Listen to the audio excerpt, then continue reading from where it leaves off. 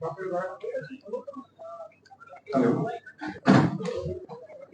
नमस्कार। मेरा नाम डॉक्टर शैलेंद्र लालवानी है। पहले तो आप सभी का धन्यवाद आने के लिए।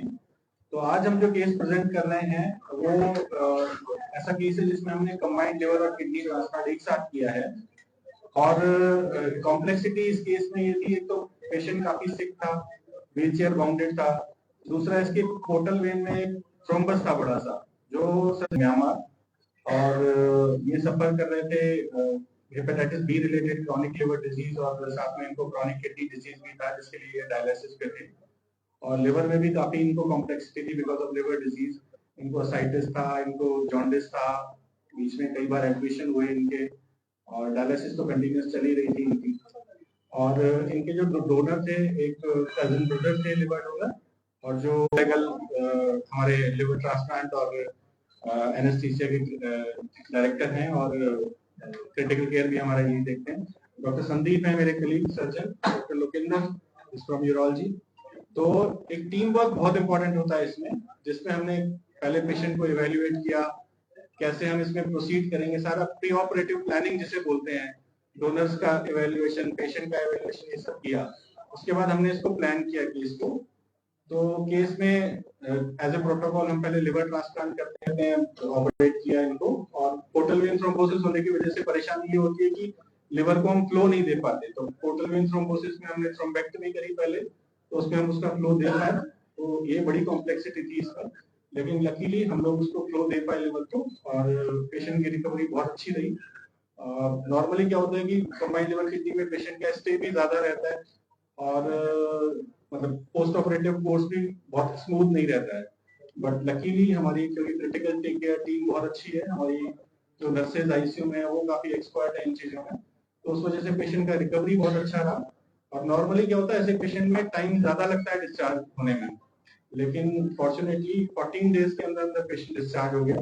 नॉर्मली इसमें करीब करीब 3 हफ्ते से 1 महीने का टाइम हम मान के चलते हैं कि पेशेंट अस्पताल में रहेगा, लेकिन ये पेशेंट हमारा 14 दिन के अंदर डिस्चार्ज हो गया। अभी बाकी डॉक्टर रितेश आपको थोड़ा सा किडनी ट्रांसप्लांट के बारे में और ब्रीफ करेंगे। First of all thank you आप सबके आने के लिए।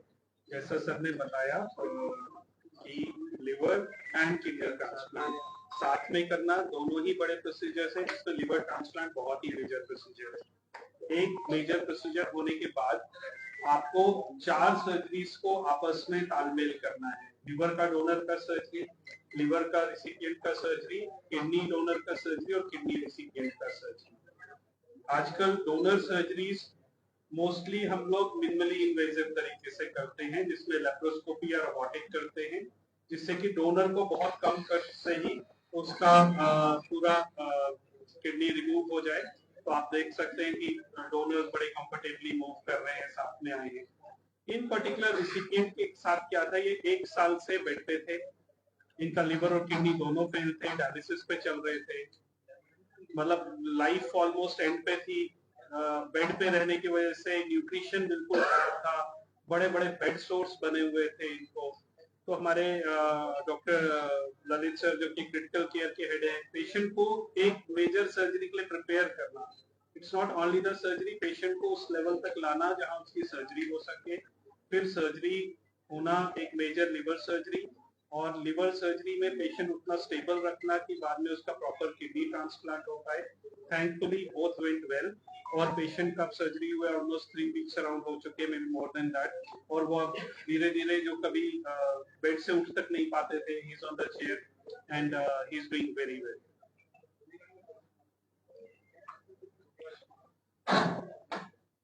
नमस्कार, सभी का यहाँ आने के लिए शुक्रिया। और काफी चीजें तो बताई चुके हैं, तो इसमें सबसे इम्पोर्टेंट जो है वो टीम वर्क है। तो एक जो से तैयारी हमने एक तो पेशेंट की करी, और एक हम लोगों ने बैठ करके सर्जरी से पहले सब लोगों ने टीम मीटिंग किया, जिसमें ये डिसाइड हुआ कि हम कैसे आगे चलने वाले हैं, क्योंकि वो एक टीम मेंबर्स का आपस में कोऑर्डिनेशन, कौन क्या करने वाला है, कैसे होने वाला है आपस में, क्योंकि वो काफी इम्पोर्टेंट एस्पेक्ट है। तो उसको देखते हुए उसके बाद जो डॉक्टर रितेश बता ही चुके हैं कि और डॉक्टर शैलेंद्र भी की नर्सिंग केयर बाद में बहुत इम्पोर्टेंट था, और लिवर की और किडनी की अपने आप में ही बीमारियां बहुत बड़ी बड़ी बीमारियां पूरी बॉडी को अफेक्ट करती हैं, जब दोनों हो जाती हैं तो डेफिनेटली प्रॉब्लम आती है। तो थैंकफुली हमारे उस एक्सपेक्टेशन से बेटर अच्छा कोर्स रहा, मेहनत सफल हुई, इसकी हमें सबको खुशी है। Thank you. डॉक्टर साहब कितने घंटे ऑपरेशन चला इसके बारे में बताइए। ये सुबह हमने इनको ऑपरेशन थिएटर में लिया था 7:30 बजे, 10 बजे, सॉरी 10 बजे लिया था, और रात को 1 या 1:30 बजे अपने ओटी से बाहर लेके आए। करीब करीब 14 घंटे के 14 घंटे। डॉक्टर गंगा, ये जो ऑपरेशन आपने किया, ये सर्जरी आपने रिपोर्ट से की है या फिर प्रैक्टिकली? देखिए, इसमें जो हमारा किडनी डोनर है वो रोबोटिक हुआ है, तो उसको डोनर को हम हमेशा कम वो देना चाहते हैं, डोनर के जस्ट 3 या 4 हो सके, और जो रिसिपिएंट है वो ओपन हुआ है इस पर्टिकुलर। डबल ट्रांसप्लांट हुआ है, बॉडी की किसी ऑर्गन पे इसका कोई इफेक्ट पड़ेगा? मैम, बॉडी के सब ऑर्गन्स पे इसका इम्पैक्ट पड़ेगा, और वो सब इम्पैक्ट पॉजिटिव होगा। देखिए, जैसे अब पेशेंट को किडनी फेलियर है, तो किडनी फेलियर की वजह से और लिवर फेलियर की वजह से उसका हार्ट भी बहुत वीक हो चुका था, उसकी रेस्पिरेशन बहुत वीक थी, कुछ खा नहीं सकता, तो बॉडी में प्रोटीन ही नहीं रह गया, तो बॉडी में जगह जगह जख्म बन गए, तो आप कोई डाइट भी नहीं ले सकते। तो जैसे लिवर का फंक्शन बेटर हुआ, किडनी का फंक्शन बेटर हुआ, आप पानी पी सकते हैं, पहले पानी ही अलाउड नहीं। आप खुद समझिए, जो पेशेंट दिन भर में उसको रिस्ट्रिक्शन है 500-700 ml पानी पीना है, अब वो प्रॉपर डाइट ले सकता है, प्रॉपर प्रोटीन डाइट ले सकता है, उसकी न्यूट्रिशन बेटर होगी, हीलिंग बेटर होगी। वो जो चल भी नहीं पा रहा, वो धीरे चलना शुरू होगा। तो उनके सारे ही फंक्शंस, हार्ट से लेके लंग से लेके सब पे इसका पूरा बॉडी ही अब बेटर फंक्शन करने पड़ेगा।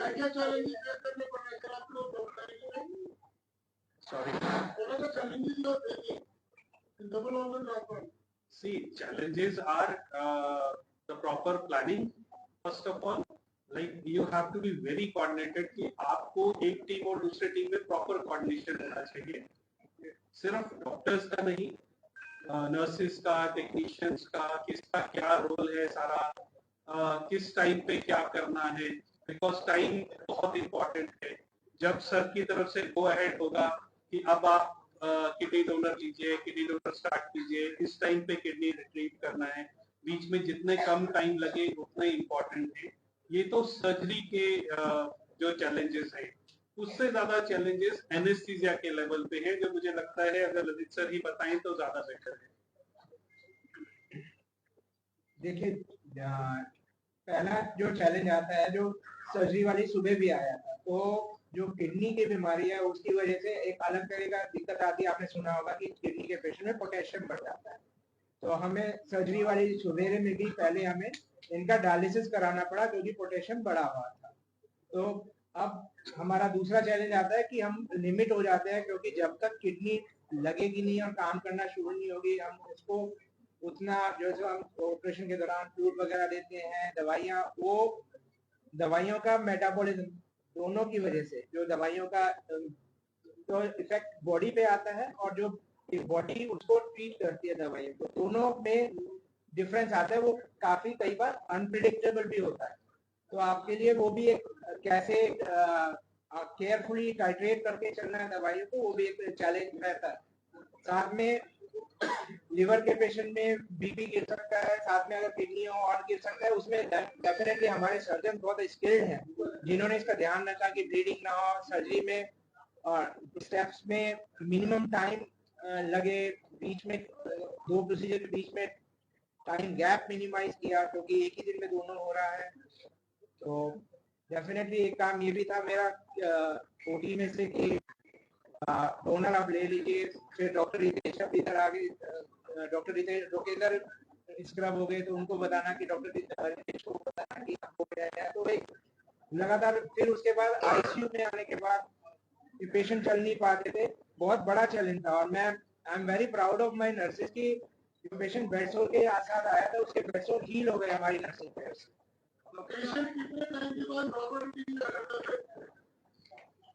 ये काफी सिक पेशेंट थे, उसमें अगर नॉर्मल होने का टाइम पूछोगे तो 2 से 3 महीने लग जाते हैं।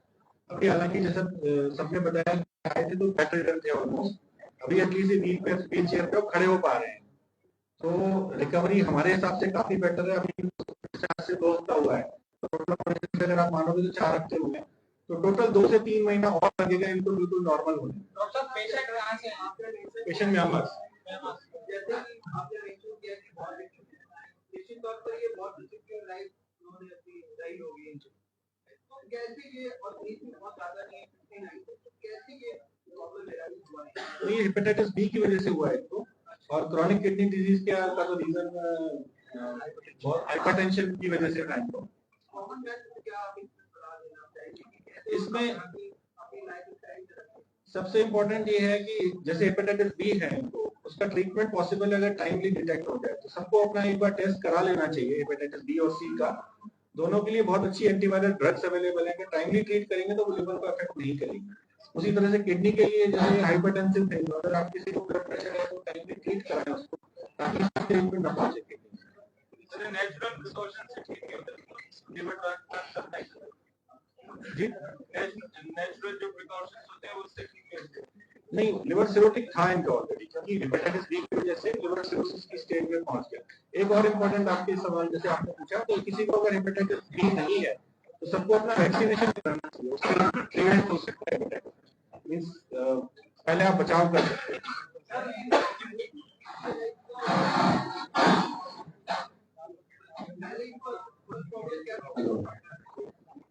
इनको किडनी का प्रॉब्लम तो ज्यादा टाइम से था, बाकी फिर जब इवेल्युएट हुए किडनी के लिए और ट्रीट हो रहे थे उस दौरान डिटेक्ट हुआ कि इनको लिवर प्रॉब्लम थी। सर कॉमन मैन को क्या प्रिकॉशन लेने चाहिए और क्या लक्षण दिखाई देते हैं आपको? लक्षण से प्रिवेंशन बेटर देन क्योर। अगर मेरे हिसाब से सब अपना हेपेटाइटिस बी और सी का सबको टेस्ट कराना चाहिए, और अगर कोई पॉजिटिव है तो उसको एंटीवायरल ड्रग्स अवेलेबल है वो लेनी चाहिए, और कोई नेगेटिव है तो उन सबको अपना वैक्सीनेशन हेपेटाइटिस बी के लिए करा लेना चाहिए। और अगर एक बार डिटेक्ट हो जाए तो सिरोसिस स्टेज में ऑलरेडी पहुंच गया है तो उस पर डिपेंड करता है कि किस स्टेज में सिरोसिस है। अगर अर्ली स्टेज में है तो वो रिवर्स हो सकता है, लेकिन अगर लेट स्टेज में है तो फिर ट्रांसप्लांट नहीं। नॉर्मली एज का ट्रांसप्लांट का पूछ रहे हैं या लक्षणों का बीमारी के लिए बता रहे हैं? नहीं, बीमारी के लक्षण जो होते हैं जैसे पेशेंट को जॉन्डिस होता है, अगर लिवर से इफेक्ट होता है, पेट में पानी भरना, खून की उल्टी होना, किडनीज पे असर आना, बेहोशी वाली सिचुएशन, ये सारे इनके लक्षण हैं। पैरों में सूजन आना, ये सारे लक्षण हैं, उससे पता चलता है कि आपको कुछ प्रॉब्लम है। एज इसमें कुछ नहीं है, बच्चों से लेके ओल्ड एज तक इफेक्ट होता है।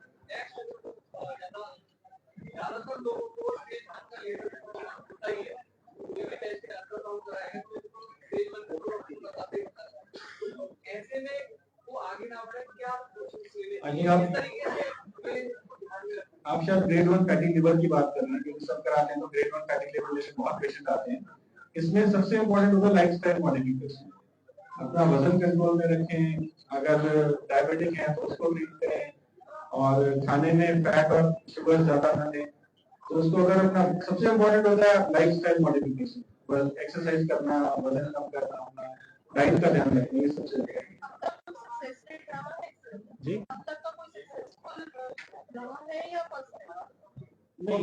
ऑपरेशन बहुत होते हैं, लेकिन बहुत कम सेंटर है जो कंबाइंड लिवर किडनी कर पाता है। हर जगह फैसिलिटी अवेलेबल नहीं है, तो ये मैं एक्जेक्टली नहीं कह सकता, बट हाँ मेट्रो ग्रुप का पहला है। सर अभी मतलब बोलने के लिए ठीक है, बोल सकते हैं, बात कर सकते हैं। ये मॉम क्या तो थोड़े कम ही बोलते हैं, तो बट इनके साथ में है वो बोल सकते हैं, लेकिन हाँ आप क्योंकि लैंग्वेज भी बैरियर है। कॉस्ट तो आई थिंक मैं डॉक्टर हूँ, मैं नहीं बता सकता, वो आई थिंक बाकी बिलिंग वाले ज्यादा आपको बताएंगे, बट अप्रोक्सीमेटली आप मान के चलिए क्योंकि दोनों का मिला के करीब करीब 20-21 लाख के आसपास रहता है। बाकी एग्जैक्टली मुझे भी नहीं पता, बट 21 लाख के आसपास है।